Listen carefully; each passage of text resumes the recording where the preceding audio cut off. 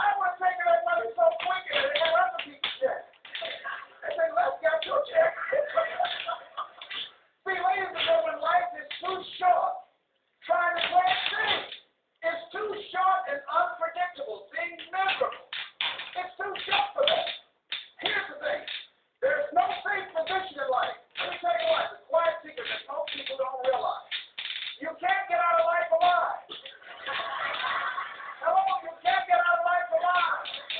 So there's no safe position. You can die in the bleachers or you can die on the field. You might as well come out on the field and have a good time, right?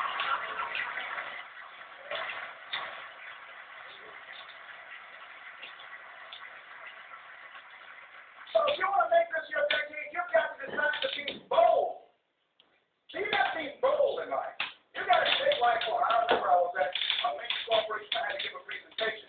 And there were two guys sitting across from me. And the guy said to the other fellow, looking at the last two finalists, that involved my firm and their firm, said, listen, looking at the credentials, this guy doesn't have any credentials. We have an advantage here. We've got two PhDs between us.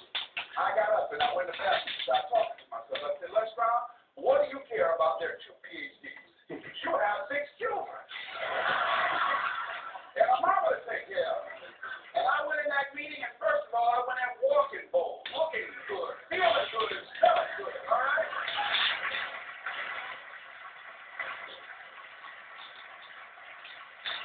And I sat across the table, we started negotiating, and I operated in a spirit of absolute certainty. I looked at them as if the only reason that they were calling was to give me that contract. They divided one out of 9 million firms to carry out this transaction. And I got the contract. Hello.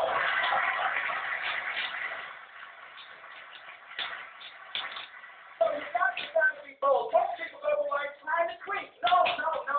Trying to be casual about it. No. You go through life being casual, you'll end up a casualty. No. You've got to be bold in life. You've got to take life on. Now here's something. You've got to be bold in life. You've got to take life on. Now here's something else. You must be positive. See, a lot of people, when things don't happen when they want it to happen, they become negative. And they turn out and start projecting a lot of negative energy. No. You've got to make a conscious, deliberate, determined effort to be positive.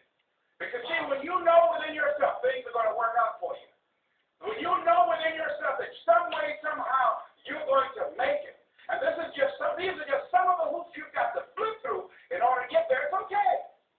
I have a friend who went to get a job, and the people in hiring me were so negative. Well, what the hell with you then? Wait a minute. They just don't have a job today. Don't burn your bridges behind you. Don't talk about the guy's mama. Come on. All right. Okay. Now, here's the last thing. If you want to reach your goal and have a competitive edge, you've got to be hungry. A lot of people love me to tell this story. When I got out of school, my first major goal was to buy my mother a home, and my true in broadcasting was my hobby, and I wanted to become involved in broadcasting, and I loved the disc jockeys that were on the air, and I wanted to become a disc jockey. And Mr. Washington said something to me that I'll never forget, who was my mentor in high school. Repeated with the youngest, this quote: it's better to be prepared for an opportunity and not have one than to have an opportunity and not be prepared.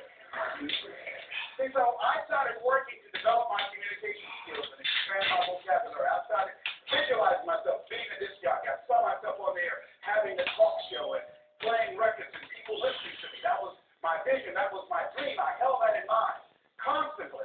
And I would practice all the time. Practice makes what? Absolutely not. Just launch that from your mind. Practice only makes improvement. Perfection doesn't exist. If you can take it out of the dictionary, it doesn't exist. Practice only makes improvement. You can always better your best. You have not done your best work yet. As long as you're here, you have a chance to transcend yourself. So don't believe in perfection. It doesn't exist. It only makes improvement. So I would practice every day. And finally, I went over to this radio station after we got the job in just the Boardwalk, and I said, how you doing, sir? I'd like to get a job. I was working on Miami Beach at the Fountain Blue Hotel at the time. Jackie Gleason and the June Taylor dancers were famous. And my favorite program on television, most people would not remember, John Barrett Sports Tips. Hi, my name is Michael Anthony. I have a check for $1 million. How many remember that program? Right? That was my favorite program on television.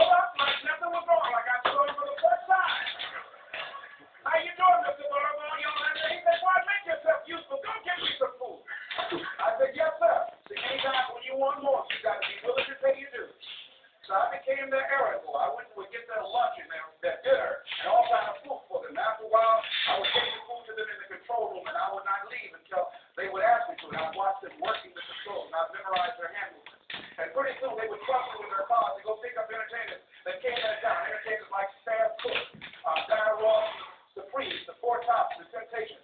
I would drive them all over Miami Beach in the disc jockey's car. I didn't have any driver's license, but I'd drive like I had one.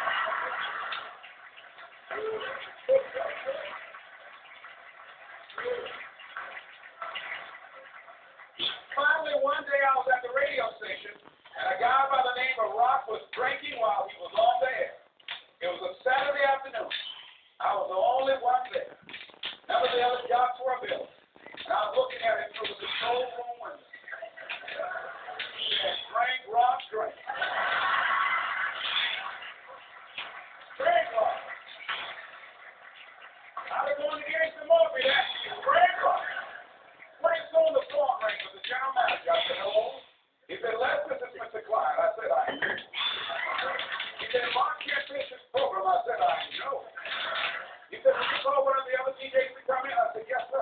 I hung the phone up. I said, now he must be saying I'm crazy. I called my mom and my girlfriend, Cassandra. I said, y'all come out on the front porch and turn up the radio. I'm about to come on the air.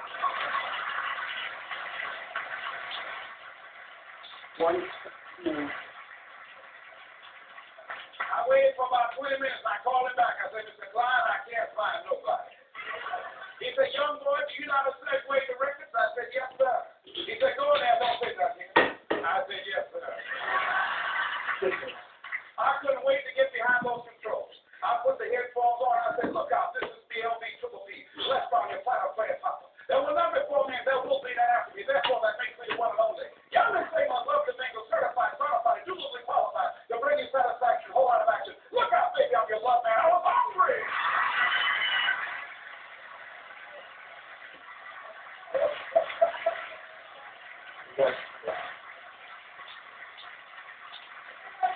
Feel better when you are able to have charge of your destiny. Doesn't it? Get your good here. You can give your choices. You can do more things. See, my first major goal was to buy my mother a home. I feel like Abraham Lincoln, who said, all that I am and all that I ever hope to be, I owe to my mother. And I said to my mama one day, Mama, when I become a man, I'm going to buy you a home. You won't have to go to work every day. You won't have to work. You can't sit down, Mama. She'll get up, get dressed, and go to M&M cafeteria. As I was following her around, I said, watch, Mama. One day, you won't have to leave and go to work. No more. It's raining outside. You won't have to go to work in the rain. You just do what you want to do. Like stay home and 6 weeks. My mama fixed the kind of sweet potato pie you can't eat with your shoes on. You have to take your shoes off so you can wiggle your toes, all right? But that was my dream. That was my passion. I saw that, and that drove me. That was my reason for being. So one of the things, in order to make this your decade, in order to reach